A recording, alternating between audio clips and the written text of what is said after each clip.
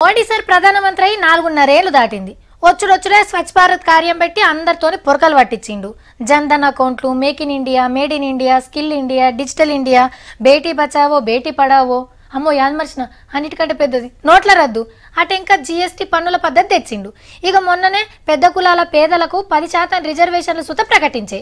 ఇక కాంగ్రెస్ వాళ్ళేమో మోడీ సార్ ఏలుబడి ఏ ముద్దుగలేదు అని పెద్దగానే లొలు పెడుతుర్రు. మొన్న 3 రాష్ట్రాలలో కూడా గెలిచిర్రు. ఏహే ఈ 2 పార్టీలే ఉన్నాయా దేశంలో, ఎప్పుడు ఆల కిందనే పనిచేయాలా అని కొత్త కూటమిలు కూడా రావట్టే. వీళ్ళ ముచ్చట్లన్నీ ఇట్లుంటే ఇంతకీ పబ్లిక్ ఏమనుకుంటారో అది తెలుసుకోవాలి కదా. ఇప్పటిదిప్పుడు పార్లమెంట్ ఎలక్షన్లు పెడితే ఎవరు గెలుస్తారో తెలుసా? ఎవ్వరు గెలవరు. తలా ఇన్ని సీట్లు పంచుకోవాల్సిందే. అవు మరి ఏ పార్టీకి ఏ కూటమికి ఫుల్ మెజార్టీ రాదని కొత్త సర్వేలు చెప్తున్నాయి. పార్లమెంట్లో మొత్తం 543 సీట్లు ఉన్నాయి. 272 సీట్లు ఎవరు గెలిస్తే వాళ్ళదే పవర్ అన్నట్టు. అయితే రిపబ్లిక్ టీవీ, సి ఓటర్ కలిసి సర్వే చేస్తే బీజేపీ నడుపుతున్న ఎన్డీఏ కూటమికి 233 సీట్లు, కాంగ్రెస్ నడుపుతున్న యూపీఏ కూటమికి 167 సీట్లు, కడమ పార్టీలకు 143 సీట్లు వస్తాయని తేలింది.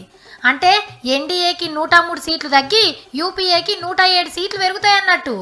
ఇక ఇండియా టుడే, కార్వి కలిసి సర్వే చేస్తే ఎన్డీఏకు 237, యూపీఏకి 166, కడమోళ్లకు 140 సీట్లు వస్తాయని తేలింది. 3-4 సీట్లు అటు ఇటుగా 2 సర్వేలు సేమ్ ఉన్నట్టే లెక్క. అంటే ఈ 2 కూటములలో లేని పార్టీల సపోర్ట్ చేస్తే తప్ప ఏ కూటమి అధికారంలోకి రాదు. రిపబ్లిక్ టీవీ సర్వే ప్రకారం తెలంగాణలో 16 సీట్లు కార్ గెలిస్తే మిగిలిన ఒక్కటి పాత బస్తీ పతంగి పార్టీ గెలుస్తుందట. కాంగ్రెస్ కథ ఉత్తదే అవుతుంది అన్నట్టు.